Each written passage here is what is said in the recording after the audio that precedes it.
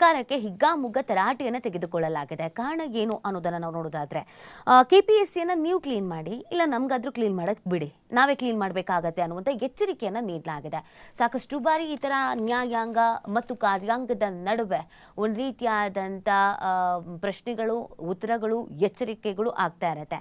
ಸರ್ಕಾರ ನಿದ್ದೆಗೆ ಜಾರಿದ್ದಾಗ ಬಡಿದೆಬ್ಬಿಸುವಂಥ ಕೆಲಸವನ್ನ ನ್ಯಾಯಾಂಗ ಈ ಹಿಂದೆಯಿಂದಲೂ ಕೂಡ ಮಾಡ್ಕೊಂಡು ಬರಲಾಗಿದೆ, ಈಗಲೂ ಕೂಡ. ಸೊ ಏನ್ ಹೇಳಲಾಗಿದೆ ಅಂತಂದ್ರೆ, ಸಗಣಿ ತಿಂದವರನ್ನ ಸುಮ್ಮನೆ ಬಿಡೋದಿಲ್ಲ ಅಂತ ಪೀಠ ಇದೇ ಸಂದರ್ಭದಲ್ಲಿ ಹೇಳಿರುವಂತದ್ದು.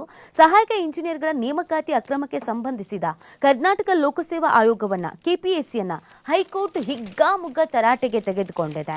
ಕೆಪಿಎಸ್ಸಿಯನ್ನ ಸ್ವಚ್ಛಗೊಳಿಸುವ ಕೆಲಸವನ್ನ ನ್ಯಾಯಾಲಯವೇ ಆರಂಭಿಸಬೇಕಾಗತ್ತೆ.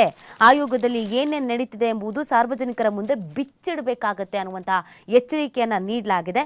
ದೊಡ್ಡ ಕುಳಗಳ ಕೈವಾಡ ಇಲ್ಲದೆ ಕೆಪಿಎಸ್ಸಿ ನೇಮಕಾತಿಯಲ್ಲಿ ಅಕ್ರಮ ನಡೆಯುವುದಕ್ಕೆ ಸಾಧ್ಯನೇ ಇಲ್ಲ ಅನ್ನೋದನ್ನ ಕೂಡ ಕೋರ್ಟ್ ಇದೇ ಸಂದರ್ಭದಲ್ಲಿ ಅಭಿಪ್ರಾಯವನ್ನು ವ್ಯಕ್ತಪಡಿಸಿದೆ.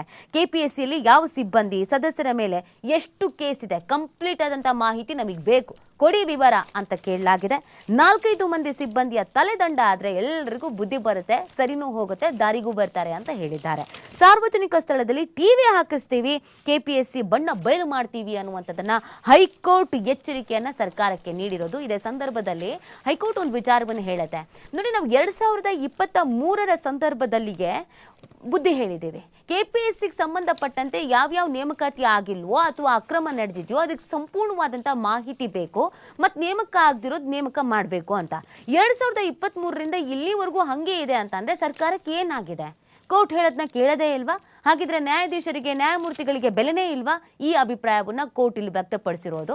ಸಂಪೂರ್ಣವಾದಂಥ ಮಾಹಿತಿ ಬೇಕು, ಯಾರ್ಯಾರು ಸಿಬ್ಬಂದಿಗಳ ಕೈವಾಡಾಗಿದೆ, ಯಾರ್ಯಾರು ಇದರಲ್ಲಿ ಇನ್ವಾಲ್ವ್ ಆಗಿದ್ದಾರೆ. ಯಾಕಂದರೆ ಕೆಪಿಎಸ್ಸಿಯಲ್ಲಿ ಒಂದು ಹಗರಣ, ಅಕ್ರಮ ನಡೆಯುತ್ತೆ ಅಂತ ಅಂದರೆ ಅದರ ಒಳಗಡೆ ಇರುವ ಮೇಯ್ನ್ ಆಗಿ ಇರುವಂಥ ಅಧಿಕಾರಿಗಳು ಅಥವಾ ಸಿಬ್ಬಂದಿಗಳ ಸಹಾಯ ಇಲ್ಲದೆ, ಇನ್ವಾಲ್ವ್ಮೆಂಟ್ ಇಲ್ಲದೆ ಯಾವುದೇ ರೀತಿಯಾದಂಥ ಅಕ್ರಮ ನಡೆಯೋದಕ್ಕೆ ಸಾಧ್ಯನೇ ಇಲ್ಲ. ನಾವು ಹಿಂಗೆ ಕೆಪಿಎಸ್ಸಿಯನ್ನು ಬಿಟ್ಟರೆ ಮುಂದಿನ ಪೀಳಿಗೆಗೆ ಏನು ಹೇಳಬೇಕು, ಏನು ಉತ್ತರ ಕೊಡಬೇಕು ಅನ್ನೋದನ್ನ ಕೋರ್ಟ್ ಪ್ರಶ್ನೆ ಮಾಡಿದೆ. ಸರ್ಕಾರ ಏನು ಯೋಚನೆ ಮಾಡ್ತಾ ಇದೆ, ಏನು ಚಿಂತನೆ ಮಾಡ್ತಾ ಇದೆ, ನ್ಯಾಯಾಂಗ ಹೇಳೋದನ್ನ ಕೇಳಲ್ಲ ಅಂತ ಅಂದರೆ ಹೇಗೆ ಅನ್ನುವಂಥ ಪ್ರಶ್ನೆಯನ್ನು ಮಾಡಲಾಗಿದೆ. ಅದಕ್ಕೆ ಇಲ್ಲ ಅವಕಾಶ ಮಾಡಿಕೊಡಿ, ನಾವು ಕಂಪ್ಲೀಟ್ ಆಗೆಲ್ಲ ಬದಲಾವಣೆ ಮಾಡ್ತಾ ಇದ್ದೀವಿ, ಸ್ವಲ್ಪ ಸಮಯ ಬೇಕಾಗತ್ತೆ ಅಂತ ಅಡ್ವೊಕೇಟ್ ಜನರಲ್ ಕೇಳ್ಕೊಂಡಿದ್ದಾರೆ. ಜೊತೆಗೆ ಇನ್ನೂ ಒಂದು ಎಚ್ಚರಿಕೆಯನ್ನು ನೀಡಲಾಗಿದೆ. ಆ್ಯಕ್ಚುಲಿ ಇದನ್ನು ಮಾಡಬೇಕು. ಕೋರ್ಟು ಕೂಡ ಭಾಳಷ್ಟು ಬಾರಿ ಬುದ್ಧಿ ಹೇಳಿದಾಗಿದೆ, ಚಾಟಿ ಬೀಸಿದ್ದಾಗಿದೆ. ಫೈನಲಿ ಬಂದು ಹೇಳಿದ್ದಾರೆ ಏನೇನು ಅಕ್ರಮ ನಡೆದಿದೆ, ಎಷ್ಟೆಷ್ಟು ಅಕ್ರಮ ನಡೆದಿದೆ, ಯಾರ್ಯಾರು ಭಾಗಿಯಾಗಿದ್ದಾರೆ, ಹೇಗೆ ಭಾಗಿಯಾಗಿದ್ದಾರೆ ಎಲ್ಲವನ್ನು ಸಾರ್ವಜನಿಕ ಸ್ಥಳಗಳಲ್ಲಿ ಟಿವಿ ಮುಖಾಂತರವಾಗಿ ಜನರಿಗೆ ತಿಳಿಸೋ ಕೆಲಸ ಮಾಡ್ತೀವಿ. ಈ ಮುಖಾಂತರವಾಗಿ ಸರ್ಕಾರದಲ್ಲಿ ಏನೇನು ಲೋಪದೋಷಗಳಾಗಿದೆಯೋ, ಕೆಪಿಎಸ್ಸಿಯಲ್ಲಿ ಯಾರ್ಯಾರು ಹಗರಣ ಮಾಡಿದ್ದಾರೋ, ಹೆಂಗೆ ಹಗರಣ ನಡೆದಿದೆಯೋ ಅದೆಲ್ಲವೂ ಬಟಾಬಯಲಾಗಬೇಕು. ಜನತೆಯ ಮುಂದೆ ಯಾರು ಈ ಹಗರಣಗಳಲ್ಲಿ ಭಾಗಿಯಾಗಿದ್ದಾರೋ ಅವ್ರು ಬೆತ್ತಲಾಗಬೇಕು ಅನ್ನುವಂಥ ಉದ್ದೇಶ.